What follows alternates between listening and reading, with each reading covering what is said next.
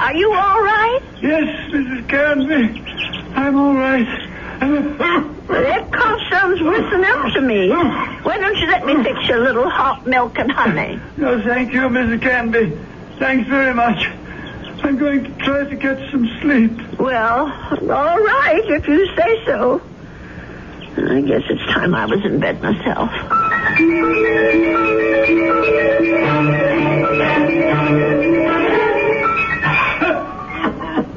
Oh, my, listen to that poor man. I wonder if he keeps his birds awake, too. Mrs. Canby, please. For heaven's sake, is he calling me? Mrs. Canby! He is calling me. I'm coming, Mr. Paulson. Oh, no. Where are those darn slippers? I'll be right there. What is it, Mr. Paulson?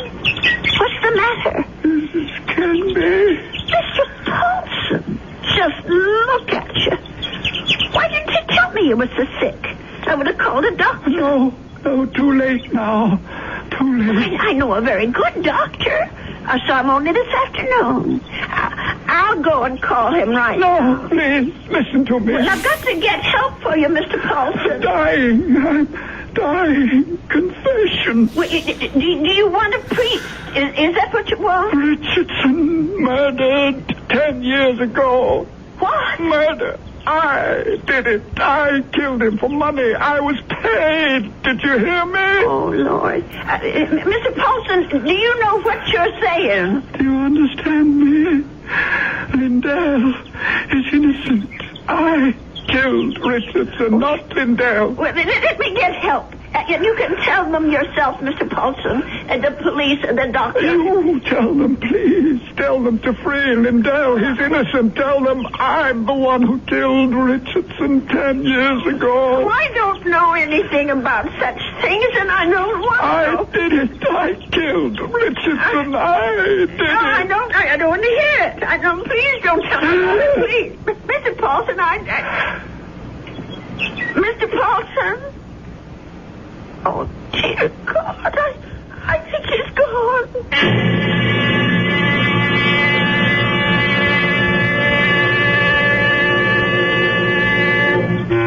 Listen to those poor little birdies.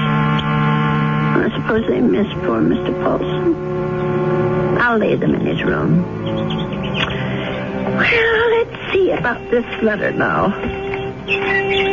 Dear Walter, I hope you don't mind my turning to you for advice, but I really don't know what to do. It's been 3 days since my boarder, Mr. Paulson, passed away. Dear Walter, I hope you don't mind my turning to you for advice, but I really don't know what to do myself to get me. It's been 3 days since my boarder, Mr. Paulson, passed away. Dear Walter, I hope you don't mind my turning to you. He'll probably think I've dreamed it all up. No, I'll just forget it. How do you forget such a thing? Those names, I keep hearing them. Richardson, Lindell. Lindell is innocent. Oh, dear God, what if it's all true? If Mr. Paulson actually murdered this Richardson and Lindell is innocent? Only, well, who are they? I wonder if the telephone book, well, why not? Let's see. Richard, all right. C-H-A-R-S. Yes, here it is. Oh, Lord, there's dozens of them. Well, I'll try Lindell. That wouldn't be as common, I don't suppose. Yes, here it is. There's only about half a dozen, then. C-L-D-E-L-L. Oh, my heavens. Lindell and Richardson. Both names together. Lindell and Richardson Investments. 9 Concourse 4153132. I wonder if... Well, maybe it's the only way to be sure.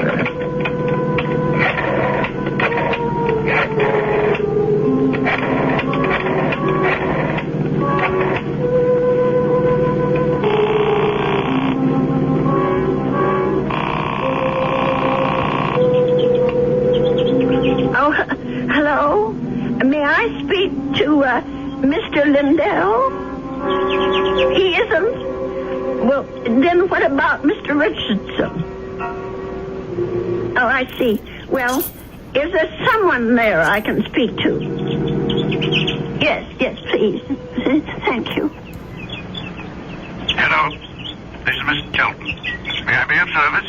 Well, maybe you can. I want to know about your Mr. Richardson, about when he died. I think I did business with him once, a long time ago. Well, it's 10 years, madam, just about. But if you're interested in investment advice... Well, I'll think about it. Thank you very much. 10 years. Well, it could be a coincidence. I guess it all depends on how he died.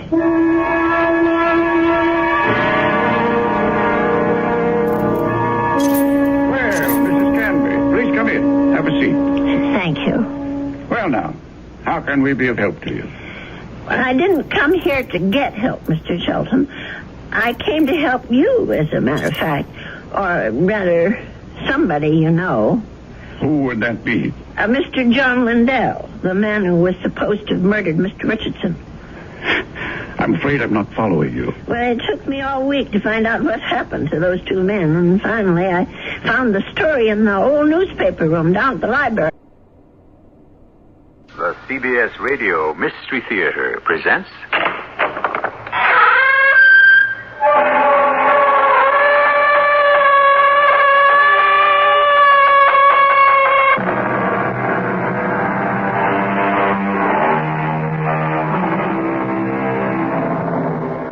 Come in. Welcome. I'm E.G. Marshall. My father, who had a great deal of wisdom, used to say that the friendship of the over-friendly man is too often like a fire in the grate, exceedingly bright to look at, but not reliable should you wish to keep warm on a really cold day. The tale we're about to unfold for you, written by the incomparable Edgar Allan Poe, is not about a friendship that cooled off, but rather about one that became too hot to handle. Well, what do you and Noah talking about, Edgar? The disappearance of Horace Kramer, Charlie. Yes, it is puzzling. I can't for the life of me understand what's keeping Horace this long in Boston. Do you think he's still there? Edgar thinks he never got there. What makes you say that, Noah? Edgar suspects foul play. And so do I.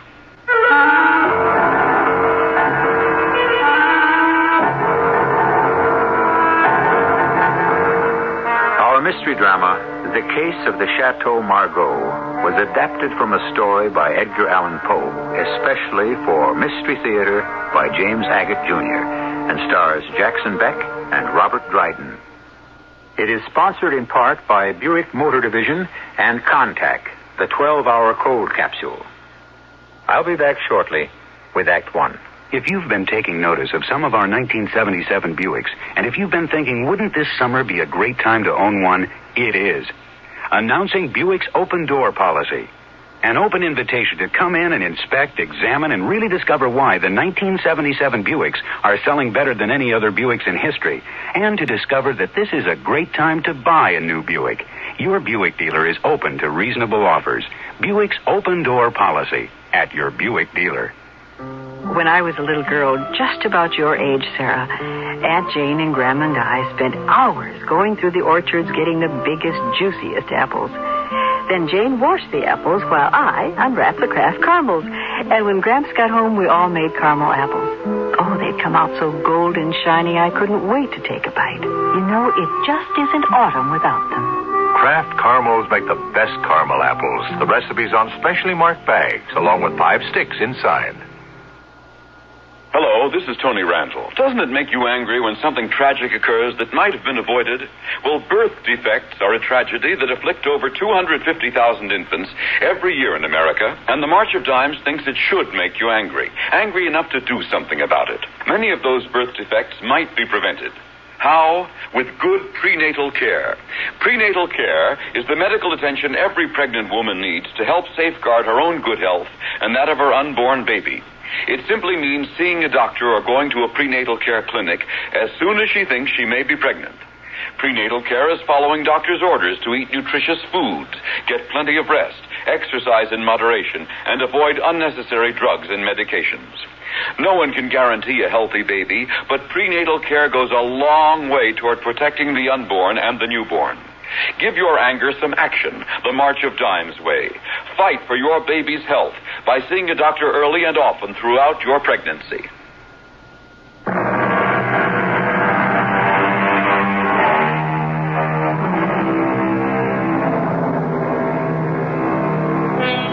Have you ever thought what a lonely old world this would be were there no one you could call a friend, a good friend, someone who thinks as you do, likes what you like, and even more than that, likes to spend time with you, with whom you could share any confidence, anytime. So I suppose it's no wonder that in the small, isolated New England town of Mystic Falls, rich old Horace Kramer was delighted when a man his own age moved next door and became Horace's friend. The time is 1910. But let someone who actually lived through those curious and perplexing days tell us what happened. Sarah, Aunt Jane and Grandma and I spent hours My name is Edgar. My full name is Edgar. I grew up with that awful handicap that...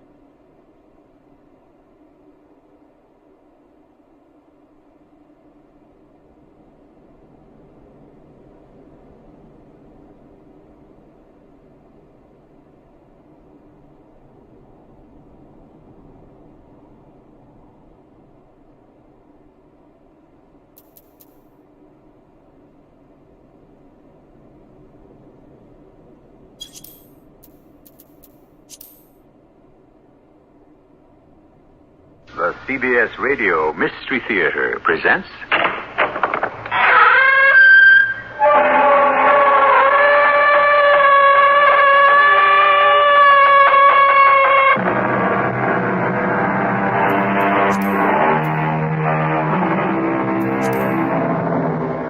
Come in. Welcome. I'm E.G. Marshall. My father, who had a great deal of wisdom, used to say that the friendship of the over-friendly man is too often like a fire in the grate, exceedingly bright to look at, but not reliable should you wish to keep warm on a really cold day. The tale we're about to unfold for you, written by the incomparable Edgar Allan Poe, is not about a friendship that cooled off, but rather about one that became too hot to handle. Well, what do you and Noah talking about, Edgar? The disappearance of Horace Kramer, Charlie. Yes, it is puzzling. I can't for the life of me understand what's keeping Horace this long in Boston. Do you think he's still there? Edgar thinks he never got there. What makes you say that, Noah? Edgar suspects foul play. And so do I.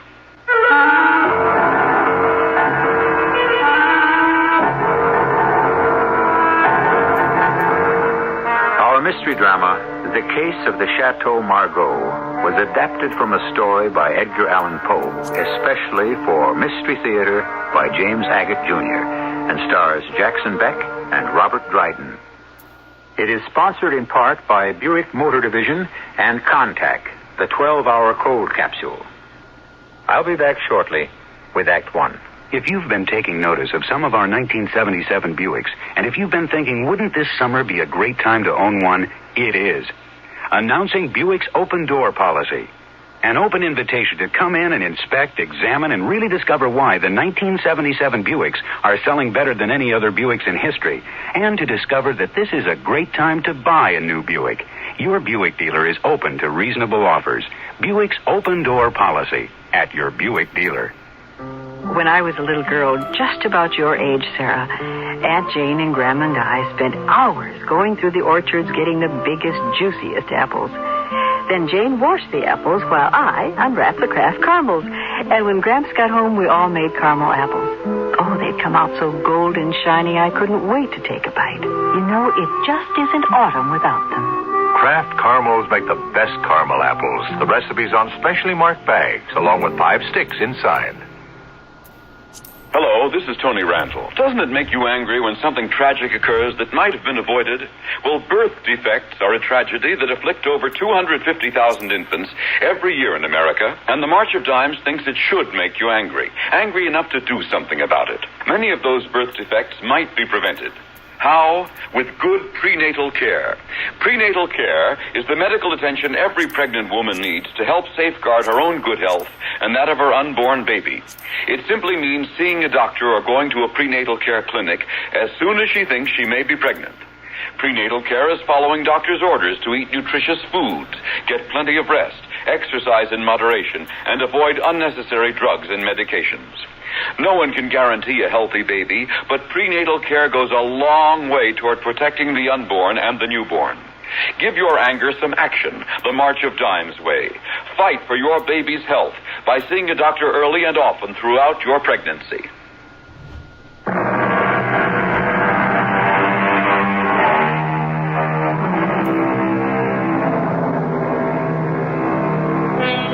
Have you ever thought what a lonely old world this would be were there no one you could call a friend, a good friend, someone who thinks as you do, likes what you like, and even more than that, likes to spend time with you, with whom you could share any confidence, anytime.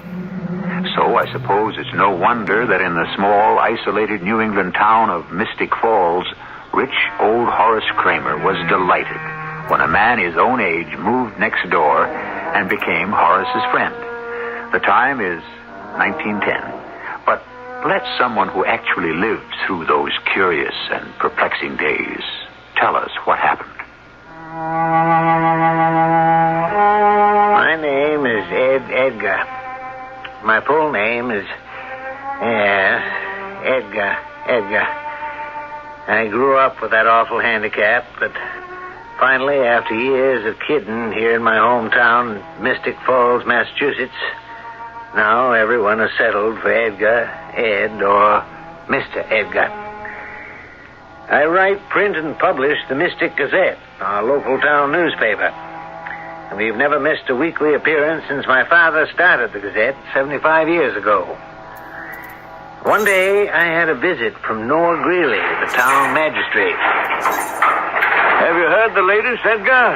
About what, Noah? Horace Kramer has disappeared. Couldn't be. I saw him the day before yesterday. Well, so did everyone else in Mystic Falls, but I haven't seen hide nor hair of them all day, yesterday or today. Noah, if you think it news that the richest man in town has gone off somewhere by himself and told nobody where he was going, I can't print that. Now, hold your horses, Ed. It looks like foul play. Oh, please, now. You know old Horace doesn't have an enemy in the world. He doesn't have a friend in the world, which is far worse. Well, you're forgetting Charlie Nash. I can't talk to you while that press is operating. I'll come back later. No. Stay. I'll stop this run. Tell me what you know. All right. Day before yesterday, very early in the morning, Horace saddled up. Told his servants he was going to Boston for the day and that he'd be back that night. That's 15 miles. 30, there and back. No one I've talked to since has laid eyes on him. Have you just been sitting on this and doing nothing? What could I do? I only just got the news myself. No, really. You're the magistrate. I checked Horace's servants, of course, just this morning. I asked, why didn't you tell somebody your master disappeared? What did they say? They told Charlie, they said. He told them, oh, it'll be all right. Let's wait and see who wants to alarm everybody. Maybe you're right. Something could have happened to him. I wonder why Charlie said... Speak of the devil. Good morning. How fortunate to find two of Mystic Falls' most prominent citizens together. Morning, Charlie. What are you two gentlemen cooking up? The disappearance of Horace Kramer. Yes, it is puzzling. I cannot for the life of me understand what is keeping Horace this long in Boston. Oh, you think he's still there? Edgar and I think he never got there. Whatever makes you say that? It's possible he met with foul play. I think you're both alarmists. Horace can take care of himself. He wouldn't put up with any nonsense from any highwayman. For one thing, he's too good a shot. Unless he was ambushed. Not only that, gentlemen. I happen to know he was well armed when he set out for Boston. Was carrying quite a bit of money with him to deposit. No, if you ask me, I'd say Horace is probably staying on in Boston. And any one of these days, he'll be waltzing back into town, wondering what all the fuss was about. I first met Charlie Nash 6 months ago. He pulled into town not knowing a soul. In 2 weeks, he was on buddy-buddy terms with rich, retired Horace Kramer. Charlie never let a day pass but that he wasn't over at Horace's house. Sometimes for breakfast, always for dinner. No question Charlie was good company, and the last time I had knocked on Horace's door, the two old codgers were carrying on like kids. I hope I'm not intruding, Mr. Kramer. Charlie, are you fellas celebrating something? Shall we tell him? Why not? Maybe news for the Gazette. Oh, come on now, Charlie. Do you think our little jollification is worth a headline? I'd rather be a headline than a footnote any day, wouldn't you? Edgar, we're just having a good time. Now, what is it, Edgar? What brings you here? Well, I understand your nephew, Philip, will be arriving soon, and... It was 6 months since this man, Charlie, and I met, and it's a 6-month anniversary we're celebrating with some good wine. I'd say some excellent wine. Have a glass, Edgar. Chateau Margaux. No, thanks, Horace. I never drink while I'm working. Well, that's the difference between us. I never work while I'm drinking. Well, even if you didn't, my boy, you can never be able to catch up with Charlie here. He downs this Chateau Margaux like water. Does my heart good. Yeah, Mr. Kramer. No, don't call me Horace, Eddie Edgar. You always have. No, I won't stay but a moment. I just want to verify. You're more of a party pooper than your father was, Eddie, my boy. Come on now, have some wine. No, thanks, really. You know, Charlie, I knew this boy's father very well. Wilbur Edgar. He was a great parlor magician. Ventriloquist. Oh, yes. Wilbur Edgar was quite a practical joker. I mean, who else with the last name of Edgar would have given his son the identical first name? Edgar. Well, the boy's father used imagination, and I approve of imagination. Shall we remove the offending cork from another bottle? Edgar, let me tell you, when a man gets to be my age, all his old friends have either taken to their beds or died off. That pretty well leaves an older man friendless. Yeah, but I was fortunate. Along comes Charlie Nash here, drifting into town. Correction, I never drift. Yeah, moves in right next door. And I'll say his friendship has given me a brand new lease on life. Horace, I can say in all sincerity, you have done the same for me. Congratulations to the both of you. Charlie, you are by odds the hardiest old fella I've come across in all my born days. And since you love to savor the wine in that fashion, I'll be darned if I don't have to make you a present of a great big box of that very same Chateau Margaux. Now, don't say a word. It'll be coming your way one of these days when you least expect it. Horace, what can I say but thank you? What I did come to ask you, Horace, was about your nephew. I just got word over at Sam's General Store that your nephew is arriving from Boston. He's going to be staying with you. It'd make a nice piece in our social column.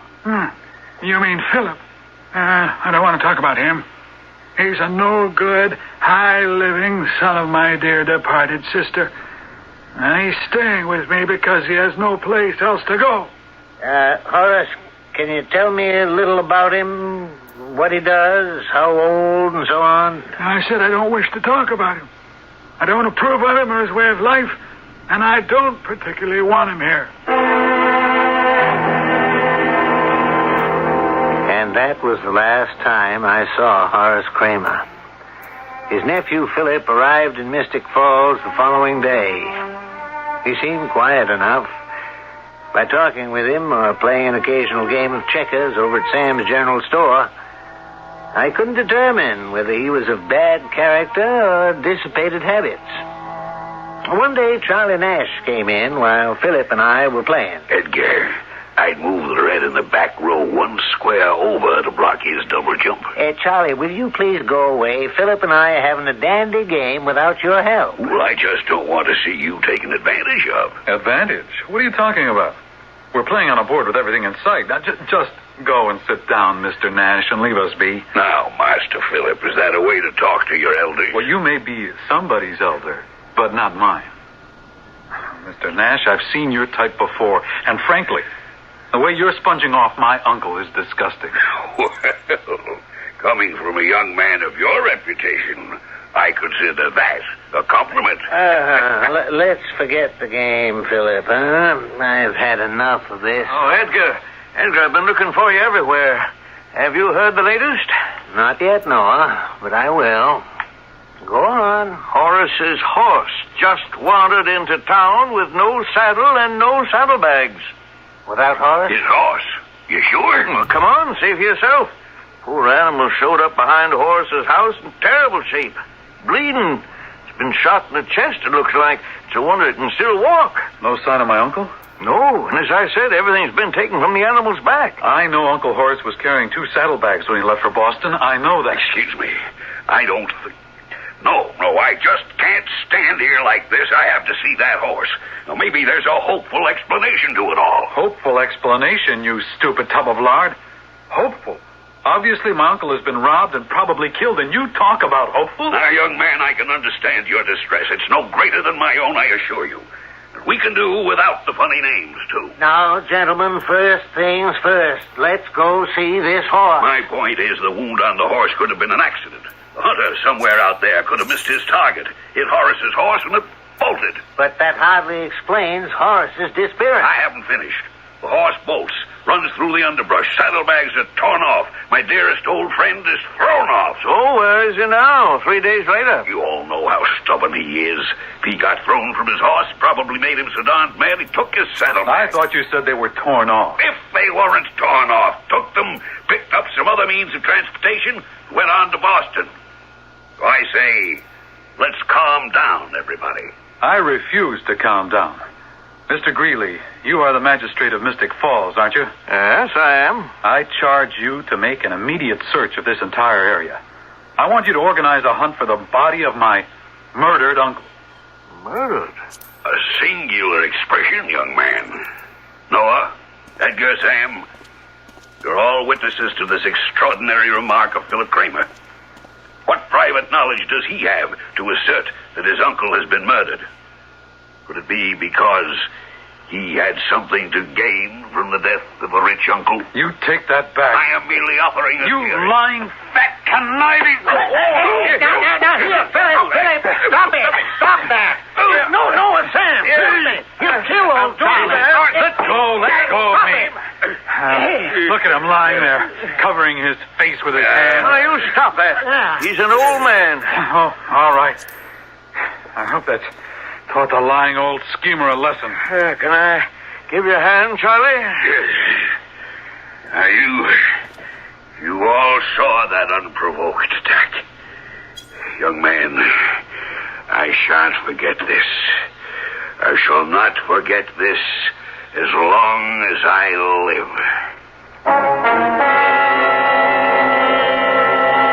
What have we here? A young man not liked by his wealthy uncle suddenly appears in town. Shortly thereafter, the uncle disappears. What else do we know? That the uncle may have been robbed or murdered? Certainly Charlie, who claims to be the uncle's best friend, is suspicious of the young nephew. Does he know more than he is saying? Well, we shall know either more or less of this Edgar Allan Poe story when I return shortly with Act 2. Pick up a copy of True Value Hardware Store's Fall Shopper Circular, and you'll have hundreds of values right at your fingertips. Hi, Pat Summerall to tell you you'll find values like a Master Mechanic 25-foot tape measure with power return for just $5.75. And with your purchase, you get the Master Mechanic 6-foot mini tape measure for just 1 penny during their 1-cent sale. The Fall Shopper Circular from your True Value Hardware Store offers savings on items you'll be needing now, including home improvement ideas and fall and winter do-it-yourself needs, like a Master Mechanic flat-top toolbox for just $6.99. Comes with a tote tray and a handy socket divider. Or get a 26-inch hand saw for just $5.95. The hard chromium steel blade will give you years of service. You'll find these values and much more in the Fall Shopper Circular from participating True Value Hardware stores and home centers. And remember, True Value, always much more than just a name, their way of doing business. Tell them Pat Summerall sent you. Did you know there are 7 genetic diseases that affect primarily Ashkenazi Jewish people? Did you know that these recessive gene disorders could be transmitted through birth? Did you know that some of these could be prevented through counseling and testing? Did you know that the National Foundation for Jewish Genetic Diseases is dedicated to eradicating these devastating disorders through its nationwide educational program? To inform the public that these diseases do exist and attack without warning, an audiovisual film strip, The Tragic Legacy, is available for presentations to interested organizations from Foundation headquarters. Additionally, the Foundation will sponsor the first international symposium on genetic diseases among Ashkenazi Jews on December 12th through the 14th in New York City. For more information and a free brochure describing these diseases, write the National Foundation for Jewish Genetic Diseases, 608 Fifth Avenue, Suite 702, New York City, 10020.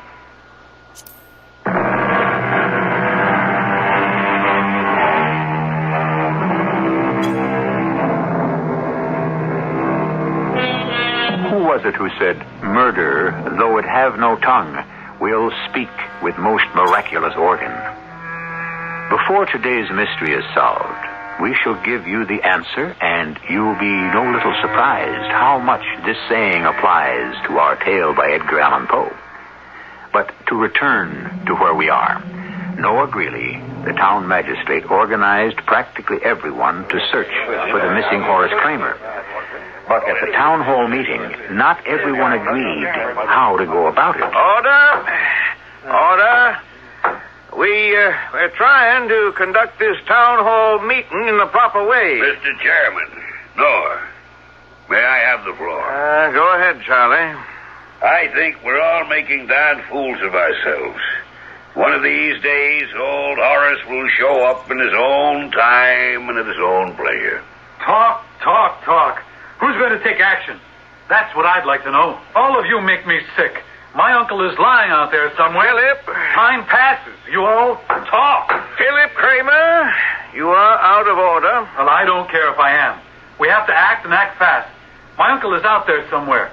Who knows if he's still alive? Maybe sick, injured, needing help.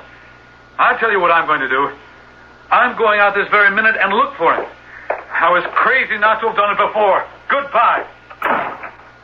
Well, I'm sorry about that young man. As to those of you who haven't met him, that was Horace's nephew, Philip. A bit headstrong. No, I wonder if you could get some reaction, pro or con, for or against searching parties. Well, what do you say, Edgar? It was your proposal. Well, could we have a show of hands? All those who feel well qualified to lead a search party in, let us say, a 5-mile radius, will they raise their hands?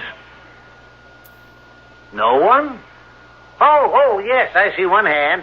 Oh, it's your hand, Charlie. Well, as you know, folks, I'm retired. So I've had plenty of time in the 6 months I've lived in Mystic Falls to explore. And I would say I've covered every inch around here. So I have had that advantage over most of you who are farming, horseshoeing, or minding stores. Well, I propose that as many as would care to join us at the village green at 2 o'clock so that we can set forth under Charlie Nash's guidance. Charlie turned out an excellent guide. The bunch of us, at least 20, followed him through all kinds of out-of-the-way paths, finding places none of us knew existed. The first day, we searched till it got dark, about 6. But then for almost a week, from morning till night, not a trace of Horace Kramer. Until the day Charlie led us to a pond 4 miles from Mystic Falls. Has anybody seen Philip Kramer? Philip? Hey, is Philip back there? I'm here. Edgar, I'd like to show you something. Look down there at those horseshoe tracks. See that little depression on the heel of each shoe? Yes, I do. That's Uncle Horace's horse. And look here, where the brambles are broken off. It's as if something heavier than a man was dragged through here. Oh, you're right. So it does. I'd look in that pond. Heavier than a man, eh? I suggest we have this pond drained. There are enough of us with spades, we could all dig some runoffs. We'll fall too. Excellent idea.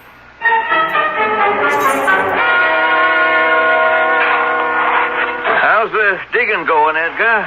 Well, we got 3 trenches dug, and the pond's running off pretty quickly. Isn't that something lying down there on the bottom? Yeah. Sure, I can see the back of something. Oh, you're right, Charlie. There is something. What is it? Well, look, down there. Let me see if I can fish it out with my shovel. You got it. What is it? Black silk waistcoat, if I'm not mistaken. Why, so it is. Or was. Fairly ruined now, torn. Where have I seen this waistcoat before? Those dark stains around the collar and the front. Could be blood. Philip, you ever seen this waistcoat before? I think it's mine. Yours? Yes, I think it is. Looks like it. Philip Kramer, you realize this is very serious. You admit this blood-stained waistcoat is yours? Oh, I didn't say that. It's very like one of mine. Surely, Noah, you're not actually making an accusation, because this bloody, torn waistcoat, which may belong to Horace's nephew, was discovered here. Now, hold on there.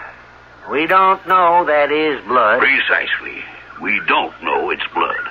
Or, if it is, that it's Horace Kramer's blood. Or Philip's. Then, too, one must think in terms of a motive. Just because this young rapscallion happens to be Horace Kramer's sole heir and would inherit everything, does that mean he is a suspect? Well, it doesn't rule him out, Charlie. Just a moment. We don't know, first of all, whether Horace is dead. We've found no body. Secondly, as far as inheritance is concerned, I remember a year ago Horace telling me he was planning to disinherit him. All we have to do is locate a will.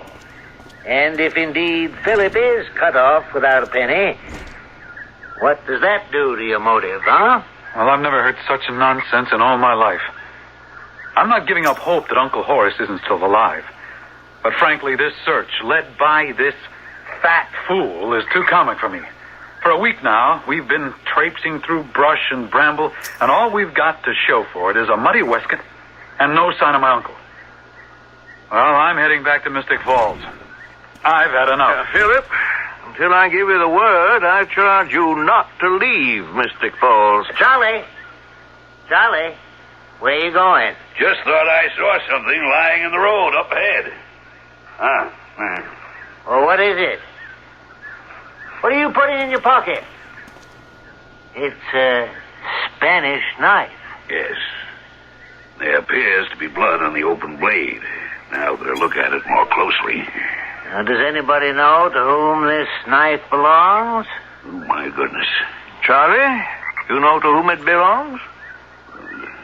Yes, I might. But, I am not the one to identify it. Is Philip still here? Yes, of course I'm still here. What is it? Is this knife, this Spanish knife, yours? Philip, is this knife yours? I'm afraid there are initials on it, too. Oh, so there are. P.C. Philip Kramer. Those your initials? Yes. So this is your knife? Yes, it is. Philip, can you explain why your knife is lying out here on the road? No, I can't. Philip Kramer, I arrest you on suspicion of the murder of your uncle, Horace Kramer. It's proof to me that it is my waistcoat. So noted. Would you like to tell us, Philip, where you were the morning your Uncle Horace left for Boston? Glad to. I was out with my rifle deer stalking. Were you anywhere in the vicinity of the pond in which your waistcoat was found? Now, I'd like to correct a misapprehension. Huh? I said that waistcoat was mine, not that I was wearing it. Oh, yes. Yes, I was in that vicinity because I clearly remember noticing the tracks made by my uncle's horse. The same ones I showed you. Do you realize, Mr. Kramer, what you are telling us? The waistcoat is yours. A knife that was found nearby is also yours. You were in that vicinity, and moreover, you now admit to carrying a rifle for the purpose of deer stalking. So? Yes, that's so. May I ask the indulgence of the magistrate for a moment? Yes, Charlie, by all means. I had not wished to further complicate matters by divulging the information I have. But now I do feel it my duty to bring it to your attention. Let me tell you what I know. The evening before Horace left for Boston, he and I were playing a game of checkers. His nephew, Philip, appeared. Jump, jump, jump, jump. Ha! What do you think of that, Charlie? Nice going, Horace. Caught me completely by surprise. Oh, it did, didn't it? Yep, I can say it in 2 words. Completely. Philip. Well, to what do we have the pleasure of your company this evening?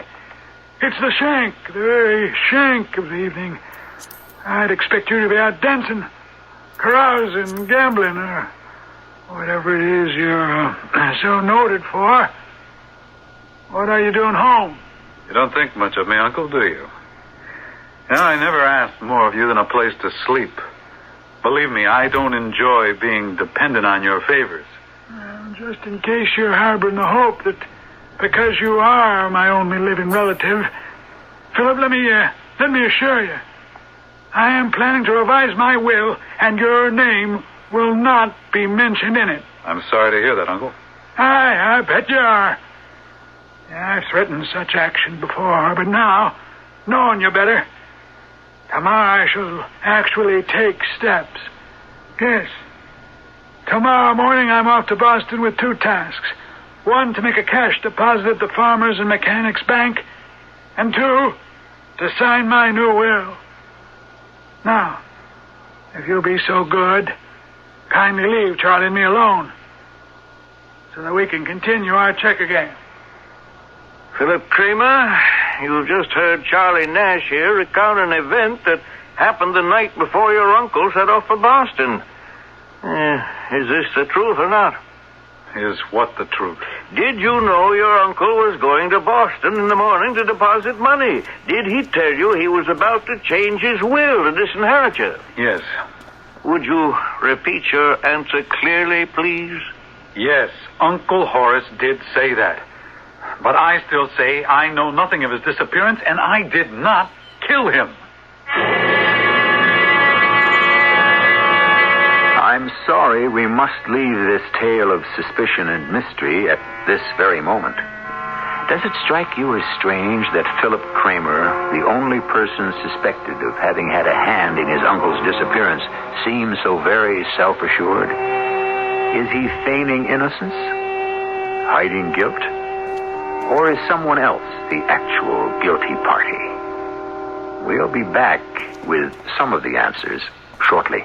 Take your contact, take it now. Give your call to contact. Can your cold medicine fight the congestion, shrink the swollen membranes, help relieve the runny, sneezy, cloggy misery caused by every known cold virus? Are you sure? Contact can. Today's Contact does all that up to 12 hours, all day, all night, no matter what cold virus attacks. That's the one time, Contact. Give your call to contact. Take only as directed. Announcing Buick's open door policy. An open invitation to come in and inspect, examine, and really discover why the 1977 Buicks are selling better than any other Buicks in history. Take a look at the Electra, the ultimate Buick, with meaningful room for 6 and an interior that's pure Buick. Power steering, power brakes, power windows, all standard. And discover also that this is a great time to buy a new Buick. Your Buick dealer is open to reasonable offers. Buick's open door policy at your Buick dealer.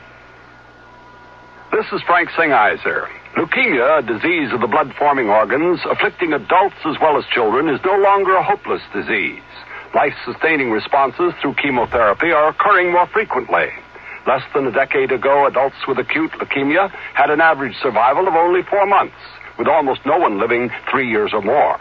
Today, leukemia may be referred to as a life-threatening disease rather than a terminal illness.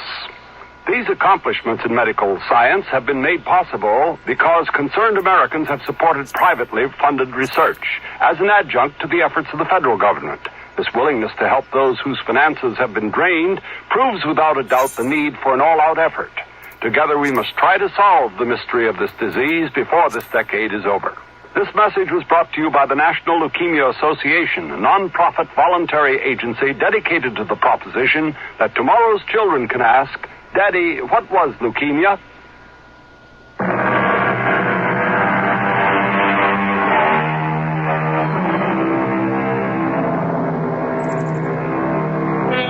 Where has Edgar Allan Poe taken us thus far? A rich man has disappeared. Evidence has been uncovered pointing in only one direction to a wastrel nephew now suspected of murder. But knowing Edgar Allan Poe, I would caution you not to believe there is an easy, straightforward answer to the question of what happened to Horace Kramer. There will be many a twist and turn before our tale is completed. When Philip Kramer admitted he knew the purpose of his uncle's trip to Boston, Noah Greeley deputized me and the owner of the general store, Sam, to make a thorough search of Philip's room. When we returned to the town jail, Noah and Charlie were still there, as was the suspect. It didn't take you two very long. It's not a large room. The broom closet is bigger. We found this pocketbook empty in Philip's room. It's Horace's. I recognized it right away. And these bedclothes, the shirt, the neck handkerchief. Stuffed under Philip's bed. Yeah. Look carefully. That may be blood on them. Goodness. Blood. That poor man. To die like that. I cannot believe it. Blood. Well, I think we have a fairly open and shut case here, don't you? Well, I'm not defending Philip, but I do say a man is innocent till proved guilty. All this dreadful evidence. I mean, Noah, you have no corpus delicti, no body. Well, I may not have Horace's body yet, but I do have his horses. What do you mean? Well, while you and Sam were out, I got word Horace's horse died in the stable from the wound he'd got. I think a post-mortem of that horse should be made immediately. You know, if it weren't for the fact that my uncle is missing, but there is some mystery there, I would say the lot of you are behaving like a comic opera. Like a stupid bunch of incompetent bumpkins. Such a statement does not endear yourself to those who live here. Look at the facts. My waistcoat is found. Supposedly blood on it. Anyone could have put it there. Smeared it with anything. Ketchup. Then my knife turns up, also supposedly covered with my uncle's blood. Then sheets and shirts under my bed. You don't know if it's blood or red paint. Where do you suppose all this mysterious evidence came from, dear boy? I haven't the faintest idea. And if it were true that I did away with Uncle Horace, why would I leave evidence lying around or under my own bed? Perhaps you thought the bumpkins in Mystic Falls would never find it. Oh, a very poor joke and very poor taste, if you ask me. I'd say it's a good thing we don't ask you. Mr. Nash, I've had a feeling about you all along. I've been wondering if we really are all that concerned about Uncle Horace, or if your so-called helpfulness is an act. Are you gentlemen going to stand here and see me maligned by a man accused of murder, Sam, Noah? Hold on, Charlie. Philip is being held in custody on suspicion of murder. Nothing more. There's a lot of evidence, admittedly, still unproven. Oh, go do your post-mortem on a dead horse. It might interest you to know, my young city-bred friend, that should I discover the actual bullet that killed Horace's horse, it could inevitably lead us to the gun. First the bullet, and then, sure shake our weapon.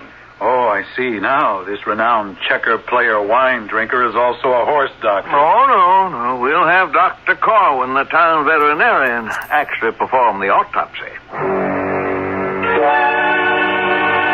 Events moved swiftly. Charlie Nash found a bullet in the horse's chest cavity, which had somehow escaped Dr. Corwin's eye. Philip identified the bullet, recognizing it as one of a special set he had made for his hunting rifle. At the very next criminal session, Philip was brought to trial. He still treated the matter lightly, not even seeking legal advice. The town appointed a lawyer to defend him.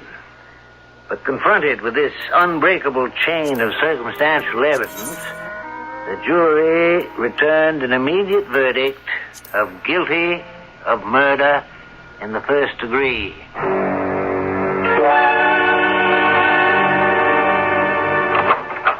Edgar, I have news for you. Look at this letter, my fine friend. It's what I came to show you. Go ahead, read it. Charles Nash, Esquire. Dear Sir, in conformity with an order transmitted to our firm 2 months ago by Mr. Horace Kramer, we have the honor of forwarding this morning to your address a double case of Chateau Margaux, half a gross, 6 dozen bottles, Antelope brand. We remain, sir, your most obedient servants, and so forth. Well, that is news. Read what it says on the bottom. The box will reach you by wagon the Monday following the receipt of this letter. Yours, Milbracken and Company. Isn't that like dear, sweet, thoughtful old Horace? You know, we used to drink Chateau Margaux together by the quart. It was the seal of our friendship, as it were. He did once say he was going to send me a case or so. I forgot all about it. I seem to remember that. What I would like you to do, Edgar, is to put in the weekend edition of the Gazette the news that I am extending an invitation, let us call it a kind of open house, to all who would like to call themselves my friends, And when the case of Chateau Margaux arrives from the Millbracken people, then we'll open the pièce de résistance. Pretty close to half the town was at Charlie's on Monday. There was lots of food and drink. The case of wine didn't arrive till early evening. By that time, everyone was in a very happy mood. That is the biggest wooden crate I've ever seen. Lift it right up onto the table facing me. All right, everybody. Let's open up the case and see how far 72 bottles of Chateau Margaux will go. I can recommend it to you all. Come on, somebody, get a crowbar. Well, wait a minute. I brought a big hammer, Charlie. I can pry the box open. Good thinking for the state. Always prepared to be print-worthy. Open it from the end that faces me, Edgar.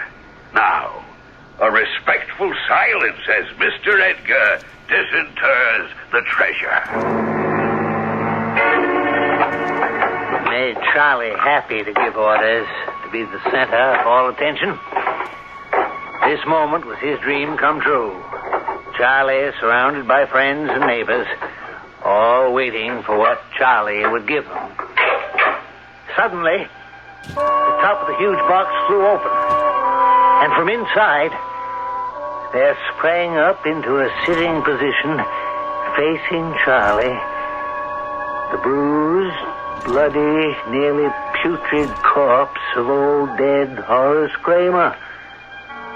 He seemed to look right at Charlie with his sightless eyes.